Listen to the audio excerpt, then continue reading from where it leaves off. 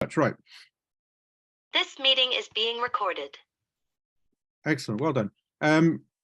Well, welcome to our talk this afternoon. This is a story about the Fermor family of Somerton and Tusmore in Oxfordshire. And it's an interest of mine because it's a local family. It's a family that owned the land all around where I live in North Oxfordshire, and probably the land that our house is on as well. I first became interested in them a few years ago, and I was asked to do a talk at a conference at one of the colleges in Oxford. And after that, I wrote an article. It's published by the Banbury Historical Society. So this is basically what the talk's about. So it's just brilliant. Okay, so Oxfordshire is marked on the map on the left there. You can see Oxford in the middle, Cherwell district at the top above it to the north. And in particular, the area that we're going to look at is an area around Somerton, Fritwell, and so on in the Cherwell area. So the map on the right shows, if you look in the middle of it, shows Somerton, Salden, Hardwick with Tusmore and so on. And that's the area of the land that the Fermor family owned for several hundred years. They were a major landowner in the area. Most particularly, they were a Catholic family. And as a Catholic family, they protected the local Catholic population. And because of them, the Catholic faith continued right the way through from the 16th century throughout to the 19th century when the family died out, and obviously there are Catholics in this area today. So that's the area anyway that we're referring to. Here's the coat of arms of one of the Fermor family on the left, as you can see, and then on the right we can see one of the hatchments, which is in their chapel at St James's Church in Somerton. And it's in that chapel there are lots of coats of arms. We'll see some pictures of them a little bit later on as well. Okay, so Fermor family were a local landowning family, and they bought the manor of Somerton in the early 16th century. And when Henry VIII created the Church of England in the 1530s, they remained loyal to Rome. And following their example, quite a few other people stayed loyal to the Catholic faith as well. This wasn't a particular problem at that time, and the Fermor family still were well known in local Oxfordshire society and held offices and so on. It didn't seem to be a major problem at that time. It was later on it became more of a problem for them and others. A quick look at the family tree of the Fermor family, of the royal family. So we've got Henry VIII there, we've got his wives, we've got Elizabeth and Edward and Mary, of course. So things for the local life for the local Catholics was fine until the time of Elizabeth I. That's when the trouble really started for local Catholics in this area. Here's Elizabeth, of course. She obviously came to the throne and intended to force people to become Church of England rather than Catholics. This created a lot of problems for the local people in this area. Anyway, what happened as a bit of background is in February 1570, let's go back, Pope Pius V declared in his papal bull that Elizabeth was a heretic and should be excommunicated. This papal bull, unfortunately, made things a lot worse for local Catholics in Oxfordshire, because their loyalty to the throne and to the establishment, to the crown, was very much in question. It became a problem, really. Sort of, should people be loyal to the crown? Should they be loyal to their faith? It created dilemmas, really, for them. It made things difficult for them. So the Spanish Armada in 1588 also increased the pressure on Catholic families, because the government suspected they were enemy agents or sympathizers. So for the Fermor family, they obviously had a difficult decision to make. Should they sort of stay loyal to the Catholic faith, or should they declare complete loyalty to the crown? Well, they stayed as Catholics, but they also successfully kept their heads down and basically didn't cause any trouble. And that was really the philosophy of the family for a long time, was don't cause any trouble, don't get involved in any politics. They even stayed neutral in the Civil War in the 17th century as well. And that way, the local Catholics actually survived. So during Elizabeth's reign, as we know, Catholics were often treated very badly and with suspicion. But it seems that locally, there wasn't too much trouble that I have found anyway. 1593, an Act of Parliament was passed, and it was known as an Act for Restraining Popish Recusants in some certain places of abode. Catholics were to stay within 5 miles of their residence, unless you had good reasons or exemptions for being somewhere else. Now, in the case of the Fermor family, they owned land across North Oxfordshire, and it certainly would have been more than 5 miles from one side to the other. So they would have had permission to travel to their estates, their land in other parts as well. And this happened with wealthy gentry, that obviously if they had business, they had land and so on, they were allowed to travel. But for ordinary people, such as tenants on the farm and that type of thing, they wouldn't have had much reason to travel beyond 5 miles unless it was buying and selling and that type of thing. Anyway, the definition of a recusant at that time was a person convicted for not repairing to some chapel or place of worship for common prayer, to hear the Anglican service. This obviously was a bit of a problem. Now, there is evidence that some of the Fermor family managed to get around the law by attending the church, at least the male members sometimes attending the church and fulfilling the requirements, whilst the women sometimes stayed at home. The issue in those days was that women couldn't be fined, they didn't own any money, but the men could be. So sometimes if the men went to church, at least the family avoided some of the worst of the fines, at least anyway. Anyway, this is what the enemies of the state were said to be: sundry wicked and seditious persons who, terming themselves Catholics and being indeed spies and intelligencers, not only for Her Majesty's foreign enemies, but also for rebellious and traitorous subjects born within Her Highness's realms and dominions, and hiding their most detestable and devilish purposes under a false pretext of religion and conscience, do secretly wander and shift from place to place within this realm, to corrupt and seduce Her Majesty's subject, and so on. So you can see that the atmosphere was not great, and the attitude to Catholics wasn't brilliant. So anyway, this is kind of the background of what they had to put up with, really. Anyway, to give you an idea of the sort of what people would have looked like in those days, this is a picture from BBC series Gunpowder, set in 1605. This is meant to be Anne Boke's very interesting family, a Catholic family at the time. So not connected with the Fermor family, but just gives you a sort of flavour of what people think the costumes might have looked like in those days. Anyway, and here's a picture of an actual recusant lady, Lady Catherine Neville, and this was from about 1590. This is the sort of clothes that they would have worn in those days.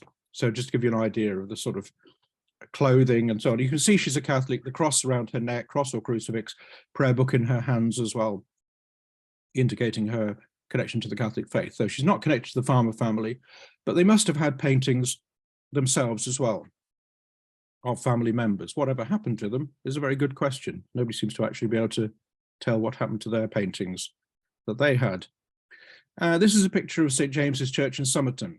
So the family were originally centred in Somerton in Oxfordshire, and they have a chapel. They had a chapel there with their memorials and their tombs and so forth in that church. I gave a talk on this subject a couple of years ago in St. James's Church on a very cold, blustery night. I arranged for a priest to come, and it was the first Catholic mass since the 17th century or since the 16th century rather, in that church. And then I gave the talk as well.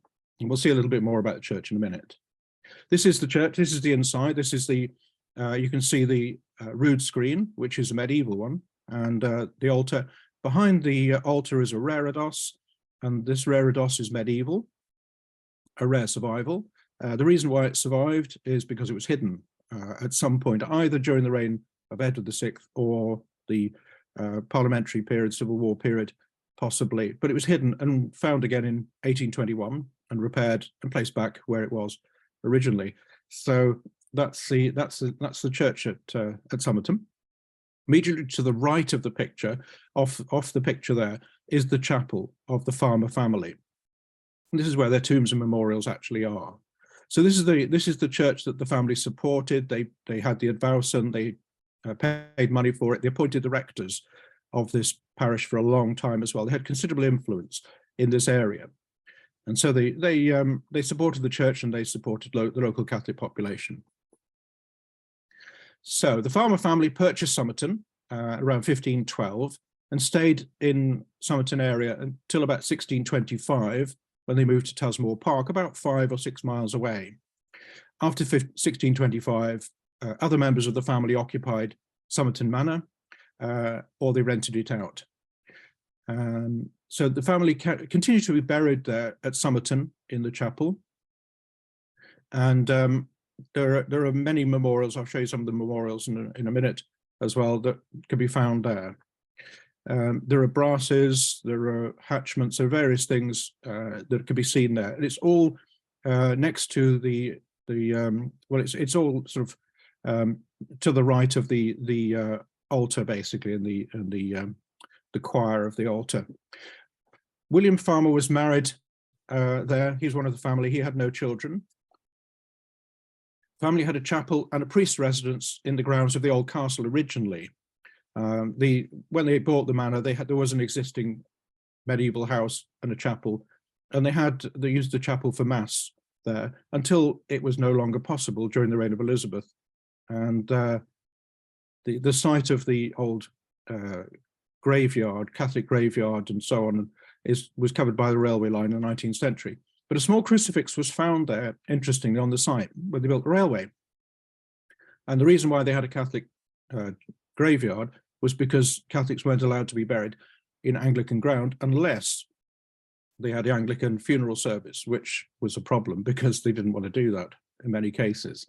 The Fermor family, because they owned the chapel, their own chapel in the church, still continued to be buried in that chapel, but for the ordinary people, they had to be buried in a separate churchyard. So there was a Catholic graveyard at one time.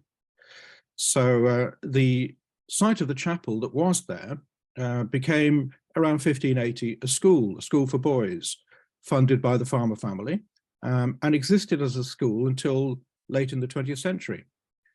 So it's now a house. But you can still see some of the old windows and so on. You can see it's has very ancient features on this house. I've never actually been in it, but I've had to look at it anyway. It's an interesting place. But that was the chapel, then later the school for a long time. This is inside the chapel at Somerton. So this is looking from the east end. You can see some of the hatchments that are there. Not a terribly good picture. It's a bit blurred, but it gives you an idea of the layout, at least, anyway. So this is where some of the Fermor family were buried. And the coats of arms there of the various members of the family, or memorials to people, family members or people who are related to the family as well. On the south wall, opposite the brasses, oops, just move that out of the way. Brasses is a table tomb with effigies of William's heir, Thomas Fermor, and his wife, Brigitta, or Bridget. Thomas was lord of the manor at Somerton from 1552 to 1580 and founded the school, which she mentioned, which was a school for 400 years or so. So the Fermor family originated, well, the origins of them go back to Wales, to Welsh sheep farmers, married into money in Witney area in Oxfordshire, went into the wool trade, made a fortune, and eventually bought the manor at Somerton. So the wool was the main reason why they had so much money in that sort of period. And so the various members of the family, there were other relatives as well, like there was a branch at Eastern Neston in Northamptonshire, owned a big house there. Members of their family still live there, not in the house because that was sold, but Lord Hesketh, the present Lord Hesketh, is related to them, and they have a house at Eastern Neston still, small house, but they are there anyway. But the branch at Eastern Neston made the mistake during the Civil War period of siding with the Royalists, which was a bad move really, and that involved fines and imprisonment. Whereas the farmer family at Somerton and Tusmore stayed pretty much neutral, stayed out of politics, didn't bother to get involved in any of those things at all. So that was their policy, and that's why really they survived, and why there was very little trouble from the authorities for Catholics in this sort of area. William in 1530 was involved in a commission looking into Cardinal Wolsey's possessions. 1535 appointed Royal Commissioner for Oxfordshire, and so on. This was collecting tithes from the people that would have been paid to Rome. So even though he was a Catholic, it didn't seem to be a problem for him at all. He still basically was loyal to the crown, did what was necessary, and kept out of trouble, which seemed to be a sensible policy. This is one of the memorials, William Farmer's brass, from the chapel at Somerton. On the right is a picture from a Victorian book, and that's a picture of what the tomb might looked like. Still pretty much looks like that as well now. So you can see this is the brass there from them.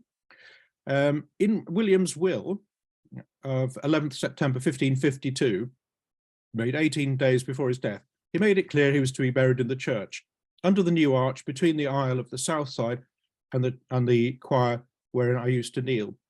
So the farmer family made sure they were all buried basically in that chapel. Really, that was the tradition for several hundred years, even after they moved from Somerton. And here's another picture of this tomb of Thomas and Brigitta, or Bridget Farmer, from around 1580. And we know quite a lot about this. The reason we know about it is because it was documented and the record survived. We know, for example, that it cost £40 to make it. And now I've worked out that £40 in 1580 would be around £10,000 today. And to give it sort of context, at the time, this amount of money would have bought around 4 horses or 20 cows or 120 sheep, or even 800 days labour for farm labourer. So it's a considerable amount of money that was spent on this tomb for Thomas and Brigitta Farmer at the time. So you can see that they had quite a lot of money, enough money to spend on elaborate tombs for their family. And here's, I won't read all this, but this is a letter written at the time, basically. So we know about the tomb because we know the letter has survived, and we know what the Farmer family actually required for this particular tomb. So this is actually from the actual letter from the time, hence the spellings and so on. It's from that period. And so I won't read it all, but it does give you information about them.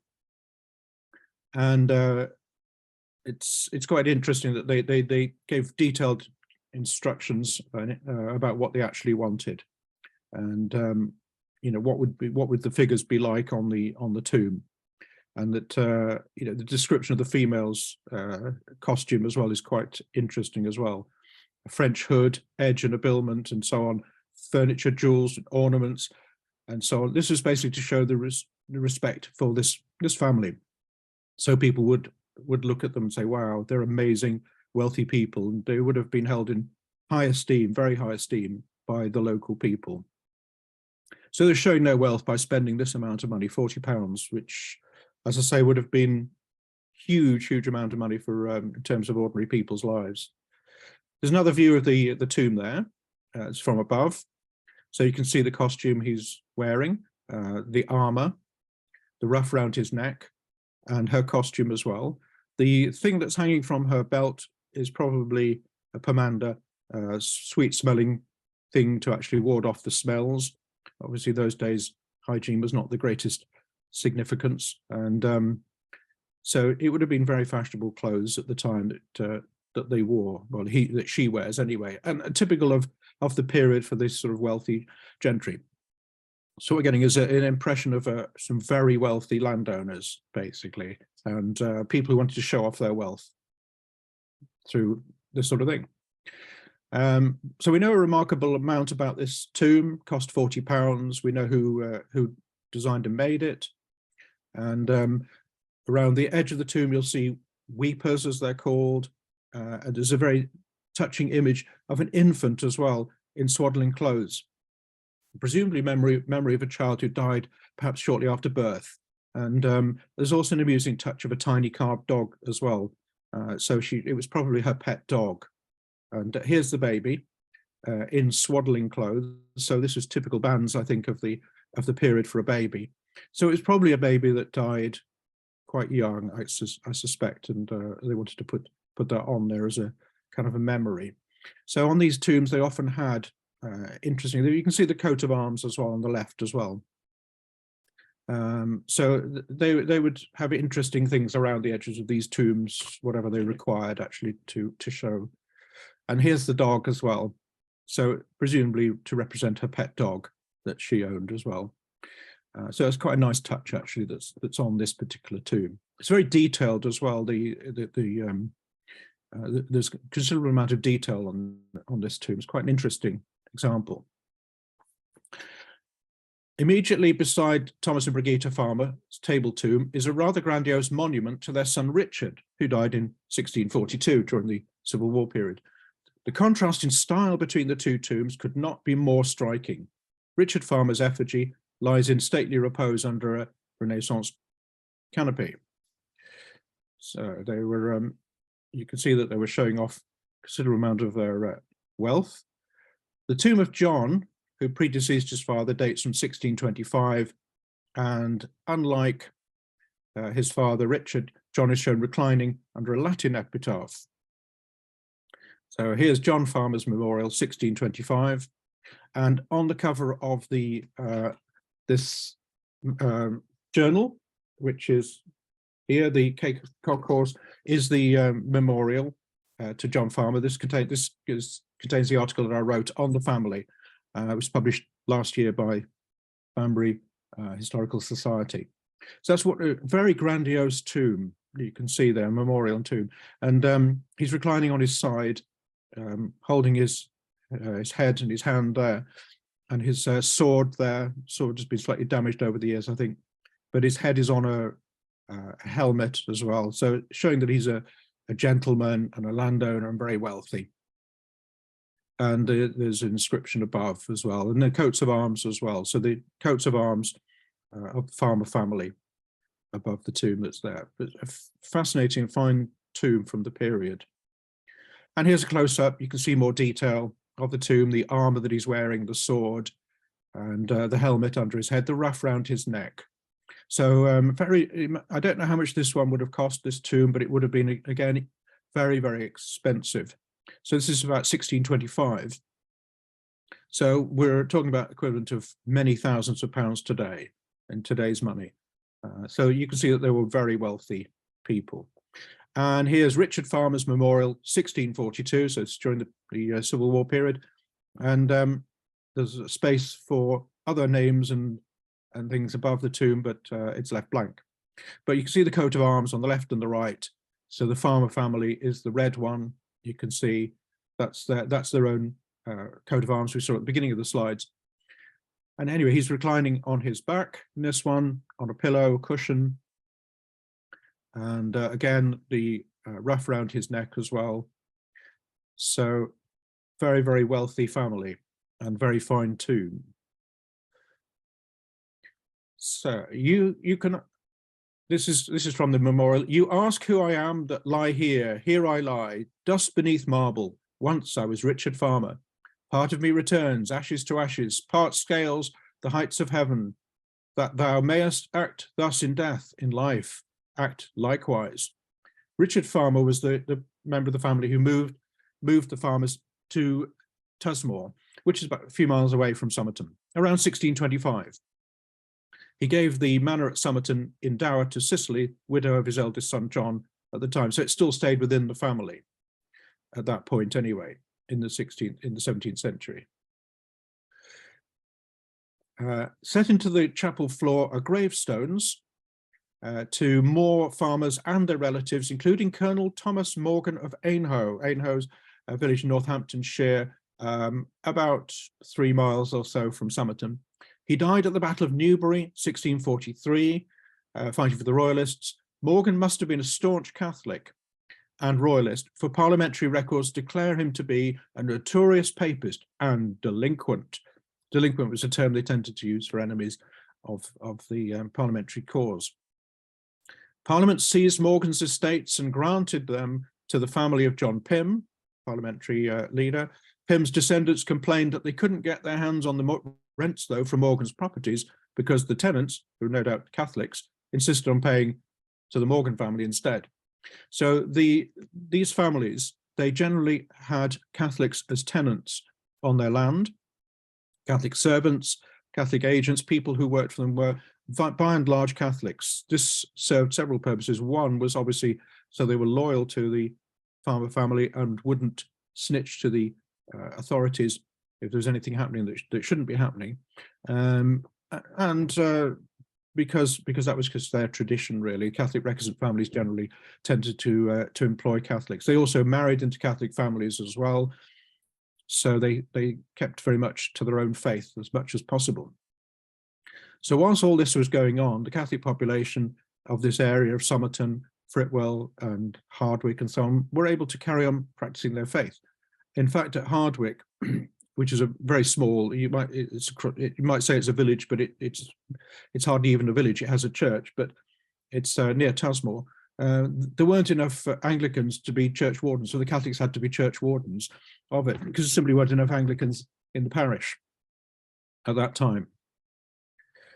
And we don't know what Somerton Manor actually looked like because it isn't there anymore and there are no pictures. But we do know that there was descriptions of it at the time, brief descriptions. And it was built in the early 16th century on the hillside above the village of Somerton, within sight of the church. In 1665, it was returned for the hearth tax with having 22 hearths. So we're thinking about a very large house and grounds and gardens. It had a central dining hall with mullioned windows, great parlour above and flanking wings. The windows of the hall, the chapel, the parlour were filled with coats of arms. This house was the home of the farmers until 1625, at least anyway, possibly a bit afterwards as well. Now, the picture on the left is a manor house that's in ruins now. It's near Kidlington. So just to give us an idea of what it possibly may have looked like. So this is a sketch of this manor there. And the one on the right is Fritwell Manor. Fritwell is a village where I live, which was owned by the farmer family. And part of which dates back to Elizabethan times. So they owned this, they rented it out. So the manor at Somerton may have been a bit like that, but probably grander still. So we were talking about quite a large, substantial house, which fortunately doesn't exist anymore. And the picture on the left is the dovecot and granary from Tusmore. It's a Tudor construction, made of timber. It is regarded by some people as being the one that actually came from Somerton Manor. So it predates. It certainly is 16th century at least, and almost certainly, according to the information I've got, did come from Somerton and was dismantled and reassembled at Tusmore House. On the right, we've got a picture of. You can see there's a wall there. This is all that remains of Somerton Manor. The rest of it is a field with humps and bumps and things there. Now, this wall that you see in the picture, I believe, was the chapel. I've had a close look at it, and it faces east. You see the Gothic window that's there, arch that's there. That I think was the east wall because it faces east. I've checked with the compass there, and I think this was their chapel, which served the Catholic population for a long time. And even after the house was demolished, round about 1760 approximately, The chapel was still said to be in use even in the 18th century, although in a ruinous state, but it did serve the Catholic population possibly till about 1750-ish, with mass served by a priest from Hardwick or Tusmore once a month, until eventually it fell down. But there is, as I say, there's one wall that remains, and that's all that's left of the Grand Manor at Somerton, which is quite sad, really, in many ways. But one day maybe they'll do some archaeology and actually discover much more about it. But to my knowledge, there's never been any serious archaeology of the site. But you can see humps and bumps and things like that. So you can see where the manor was, where some of the buildings were once. But it must have been very grand and quite extensive. Now, here's an interesting character, William Juxon, 1582 to 1663. Well-known clergyman. He was appointed rector of Somerton by the Fermor family. And one of the reasons why he was appointed was because he was sympathetic to the what we could call high church element of the Church of England, and he was sympathetic to Catholics. So the Fermor family had the advowson of the parish of Somerton. They appointed the rectors and they appointed Juxon. He went on later, sometime many years later, to accompany Charles I on the scaffold when he was executed in London. So he was the clergyman who was with Charles I when he was executed. And later on, after the parliamentary period, the Civil War period, and the Restoration, he was appointed Archbishop of Canterbury. So he was a person of high church leanings and said to be quite sympathetic to the Catholic cause. So he was well known to the Fermor family and appointed by them originally at Somerton. So the Fermor family avoided controversy and problems over religion or politics. They stayed neutral during the Civil War period. They employed Catholics as servants and employees. Their tenants were mostly Catholics. The family generally married into other Catholic gentry families. They did, however, allow priests to visit or to stay with them for periods of time. So we know that there were, because their chapel that they had there, and they were known to be Catholics, they were known to have a Catholic chapel there. And priests obviously must have visited them. There was a connection between the Fermor family and Jesuits as well. Now, a lot of these houses, like Somerton Manor, were part of a network of Catholic homes where Catholic priests could move around. This is because of the agreement in 1586 at Harleyford Manor, which created the network of safe houses for Catholic priests, so they could move secretly from place to place, often at night. And it'd be interesting to speculate how many of these priests actually went to Somerton Manor. We know that George Napper, sometimes known as Napier, who was a priest, was arrested in 1610 at Kirtlington, only a few miles away from Somerton. And he was imprisoned in the prison in Oxford, suspected of being a priest. So he was one of those priests that moved clandestinely around the county, from place to place, from house to house. And he's an interesting character anyway. There's a secondary school in Banbury named after him that my children went to. And when he was on trial, he offered to convert the judge and the members of the court, which didn't exactly go down too well with them.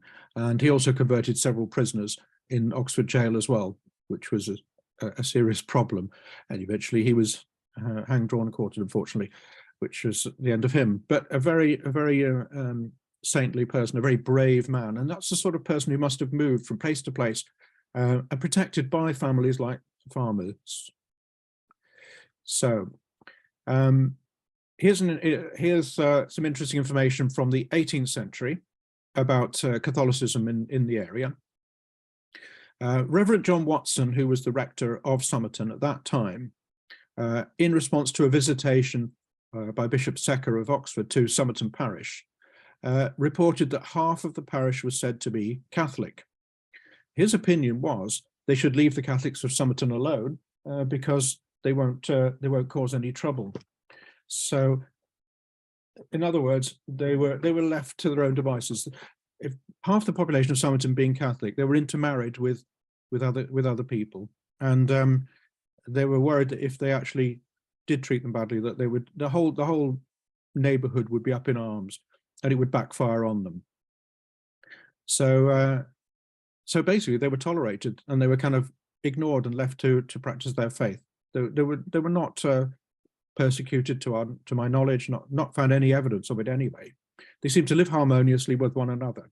So the villages around here, Somerton, Fritwell, Solden, Hardwick, and so on, they had large Catholic populations, right up until the 19th century in some cases.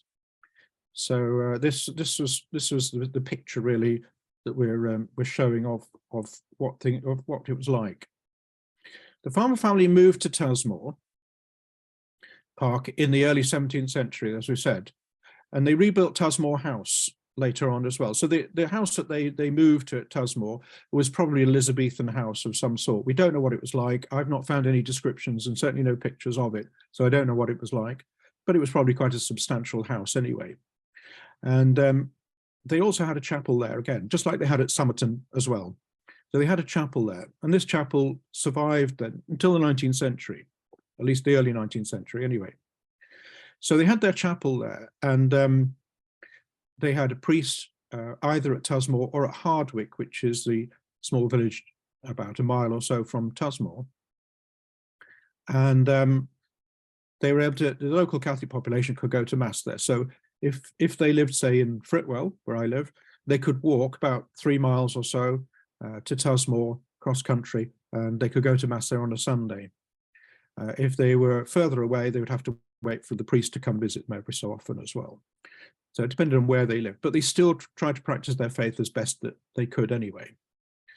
But the last of the Fermor family died in 1829.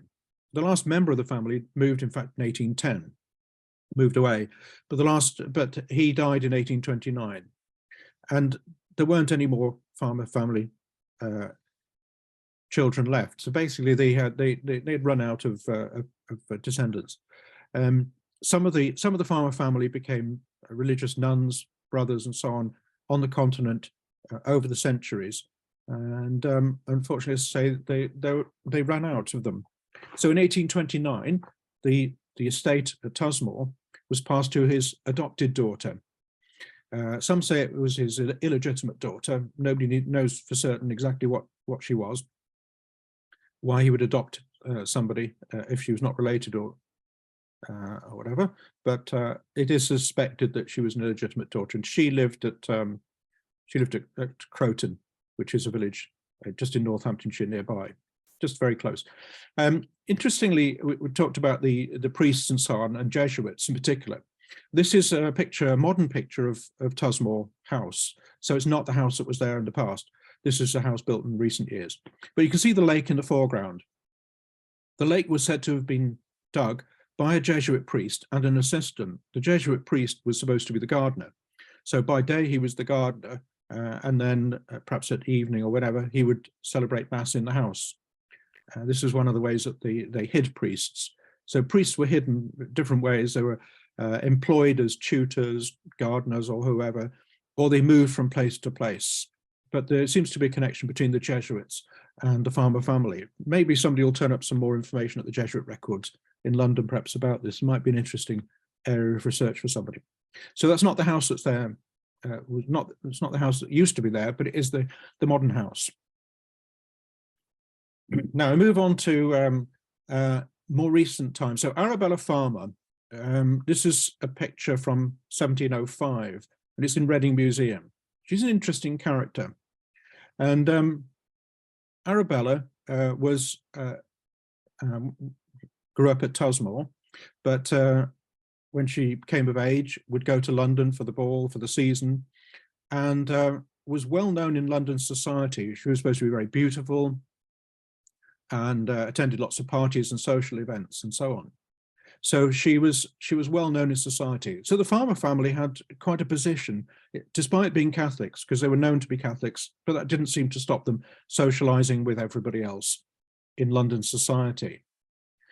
Here's another picture of her as well, Arabella Fermor, by Christian Zinker, dated 1716. This is a picture from the Victorian Albert Museum, London, and it's a typical of the style actually of painting, of portraiture, because I was at another house a few months ago, and a very, very similar style of painting. I saw portraiture, exactly the same sort of pose as well for a different character. So this must have been quite a sort of fashionable style of painting, I think, from that time. So this is 1716.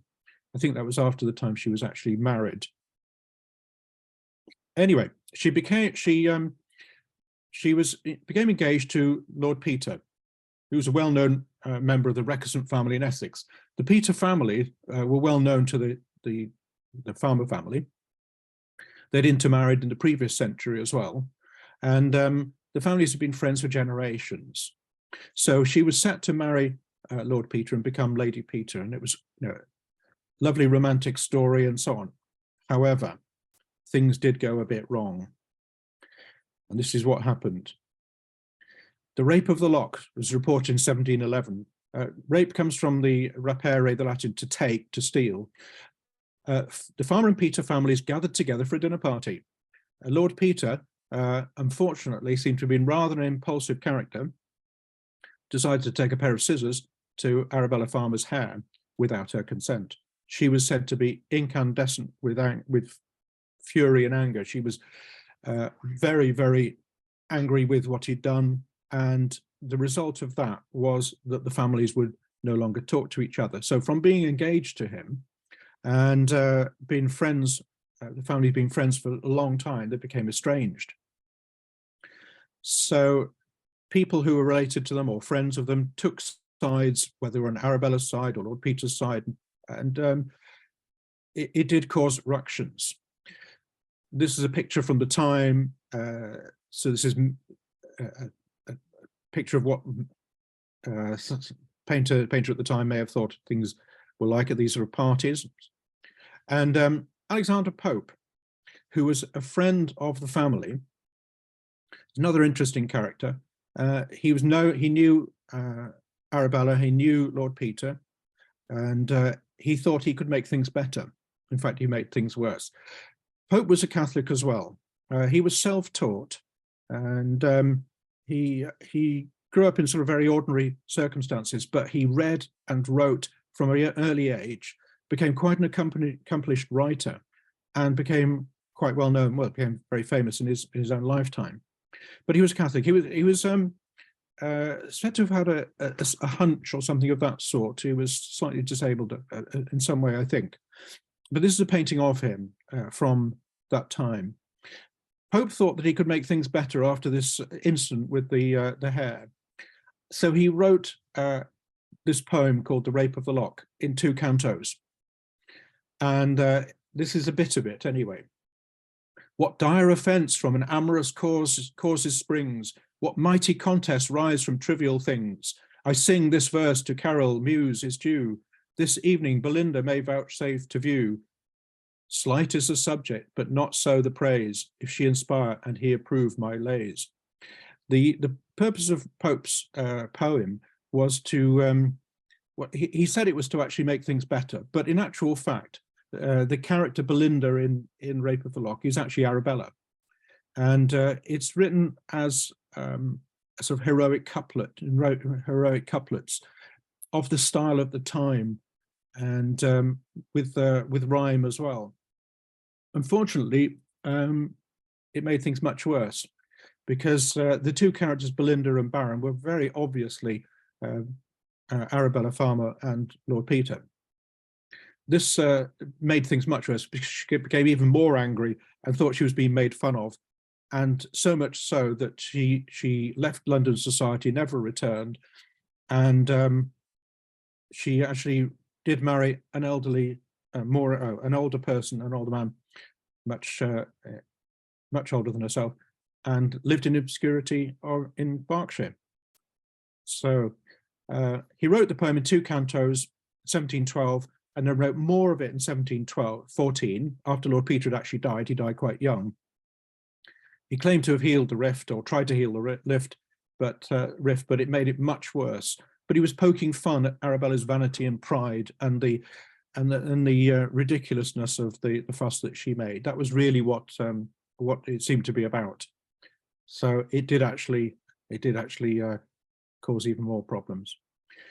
So back to Tusmore. This is a picture from Tusmore House photograph from the Victorian times.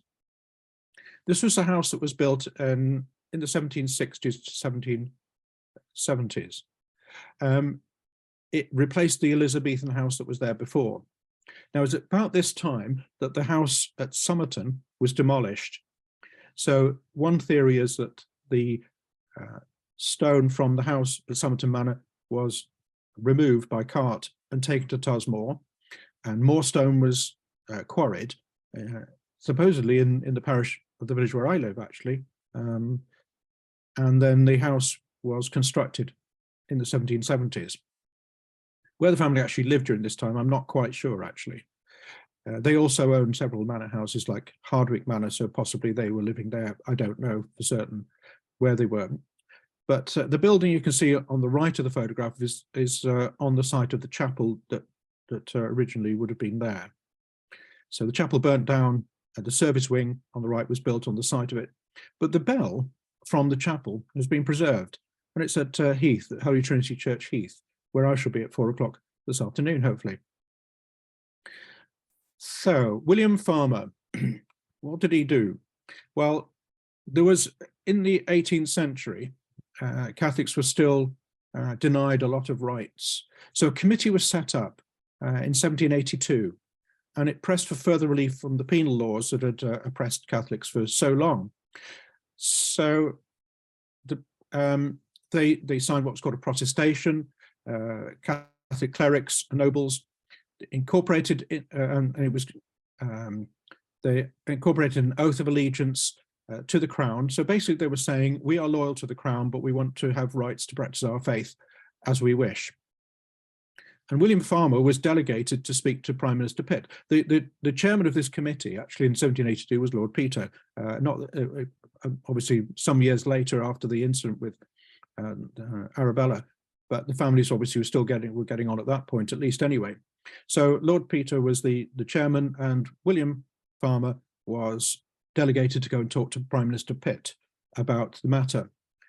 So under this bill, which became the Catholic Relief Act of 1791, any Catholic who took the oath exempted themselves from certain penal laws. So it was about oath of loyalty to the crown. Most significantly, it also granted them freedom of worship, which was the key thing which was really lacking, was their freedom to be able to worship as they wished. In the end, the oath was replaced by an oath used in 1774 Act, granting freedom of religion to Catholics in Quebec, which was a British colony at that time. So as we know, some of the people in Quebec were Catholics, French descent, and they had an act which was written for them to show that they were loyal to the crown, even though they were French speaking. So that was used, really. So it was kind of a decision to allow Catholics to have an oath of loyalty to the crown while still remaining Catholics. So they weren't giving up their faith, they weren't becoming Anglicans, they weren't accepting the established church, but they wanted to show that they were loyal. William Fermor was also in favour of vaccination. He seemed to be to know Edward Jenner, and a letter has survived, which I've read, which was from William Fermor to Edward Jenner at the time to do with vaccination. So William Fermor realised that cowpox was a major problem, cowpox or smallpox, and vaccinations were going to work, and that he wanted people on his land, particularly at Hethe, to be vaccinated. So he arranged for his tenants, people who worked for him, to be vaccinated, and wrote to Jenner and was very much in favour of that. So very much forward-looking person at the time. So you know, clearly at the forefront of scientific knowledge at that point, at a time when some people opposed vaccination and thought it was a terrible thing and would do awful things to people. So there's a kind of link with modern society, with the COVID and vaccinations and that type of thing, perhaps. But he was very much in favour of vaccination and the advances of medicine at the time. Now I move on to Holy Trinity Church at Hethe, and this is connected very much to the story of the Fermor family and Catholics in North Oxfordshire. Church was built in 1832 because Mass was held at Hardwick Manor before that. There'd been priests at Hardwick Manor, which is about a mile away from Hethe, for probably several centuries. And this priest had actually served Tusmore, the chapel at Tusmore. But of course, as the Fermor family died out and in 1829, and the new people who took over the estate were not Catholics, that created a problem. The chapel at Tusmore was still allowed to be used whilst the priest who was in residence at Hardwick was still alive. But once he died, the chapel was made redundant by the people who owned it. So that left a problem. They had a small chapel in the attic space of Hardwick Manor, which it wasn't really suitable at all. So the local people insisted that they had to have their own church. They asked the church authorities, could they have a church?